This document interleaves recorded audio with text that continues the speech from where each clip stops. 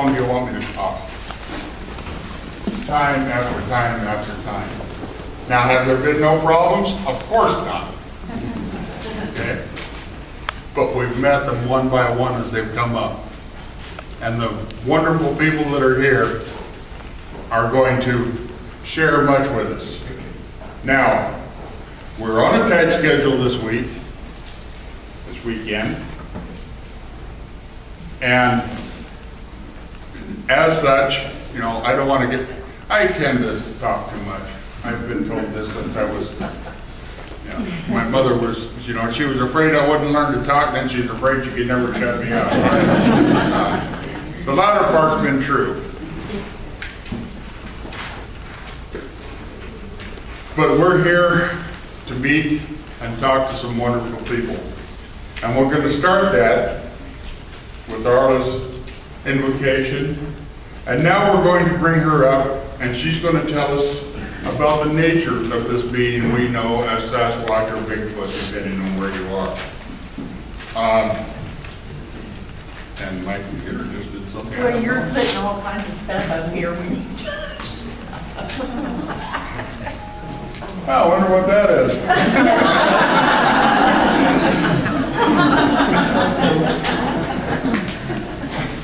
Powers the mic. Yeah, there it is. I did just realize a minute ago how our world has changed.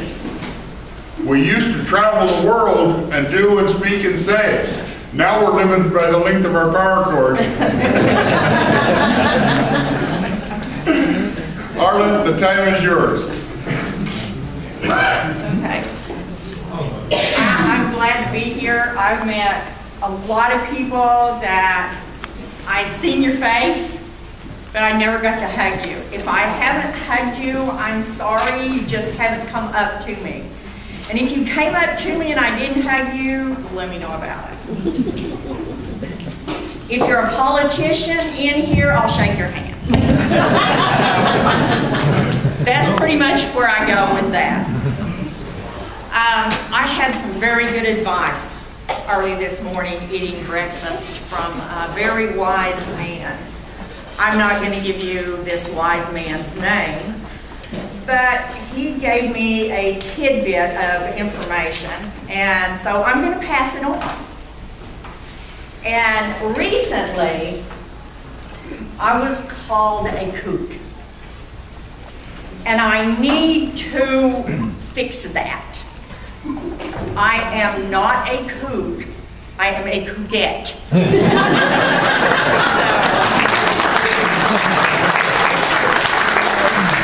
If you hear that I'm a kook, will you please set the record straight? She is not a kook, she's a kookette.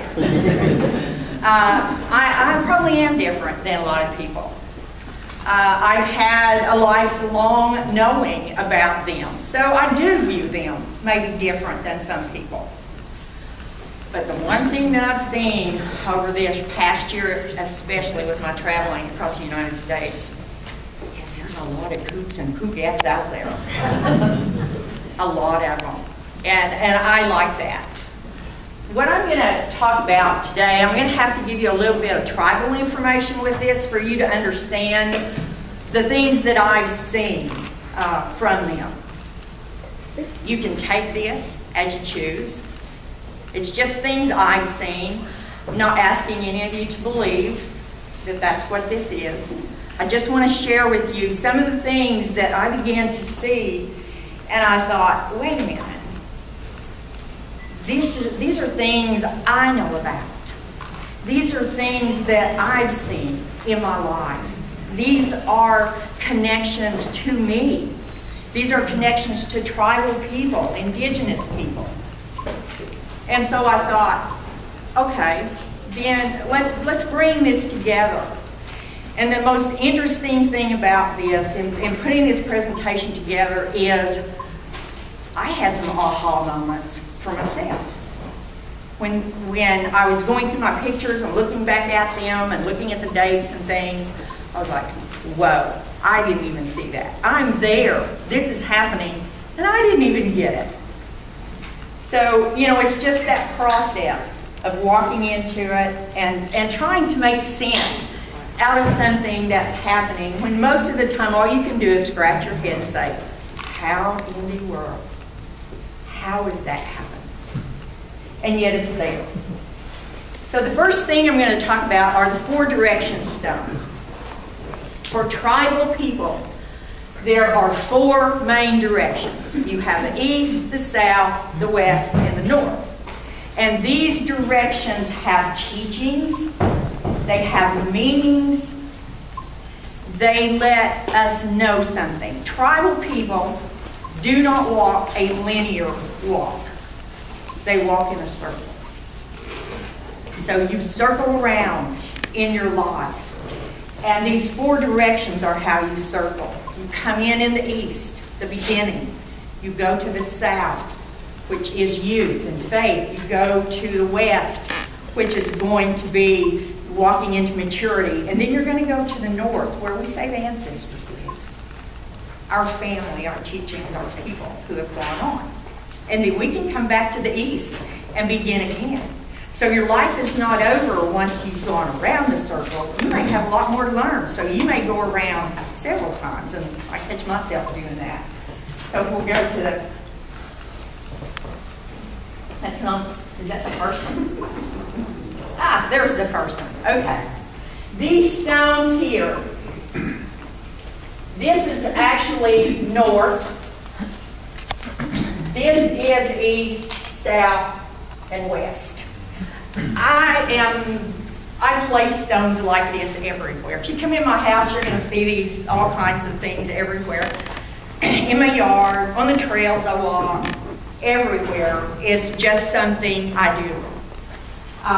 And so these are the representation of the 4 directions. Now, why is that one there? I had it with me and I thought it was cool, and I just stuck it on there.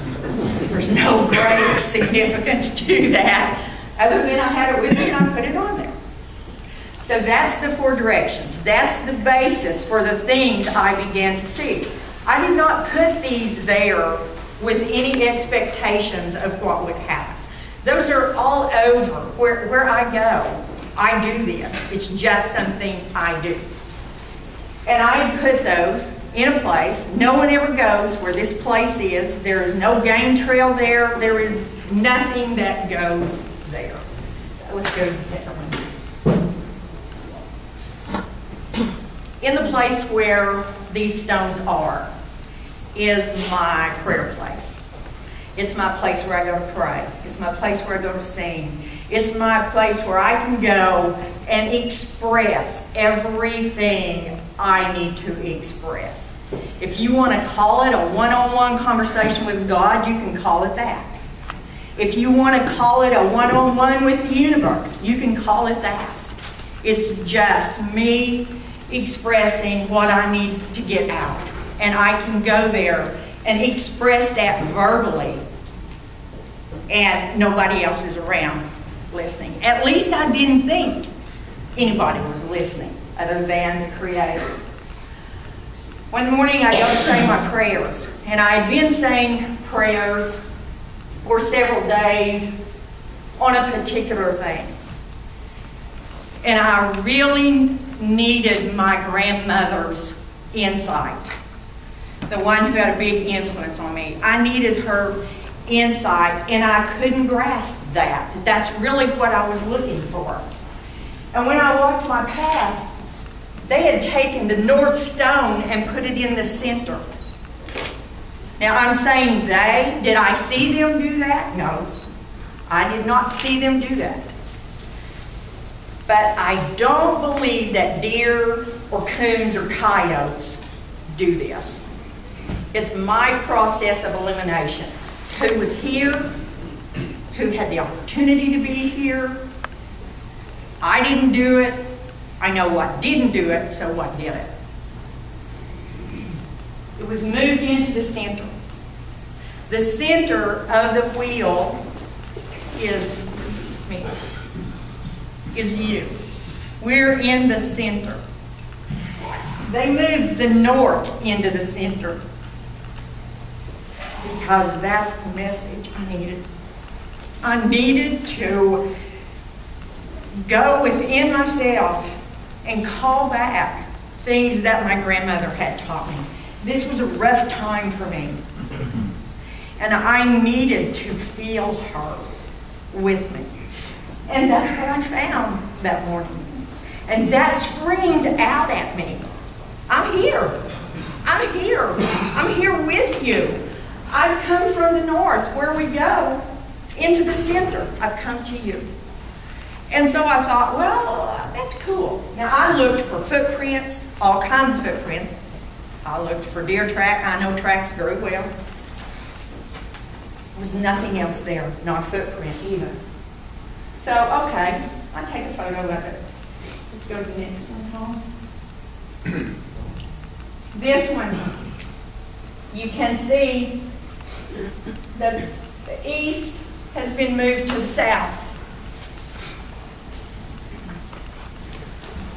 I was getting pretty full of myself and pretty upset with myself at the same time during this time period. And I needed that message. I needed that message. And that message says, begin again. Begin again and call in that faith, that youth. That faith that a youth has. That what you're doing is what you're supposed to be doing.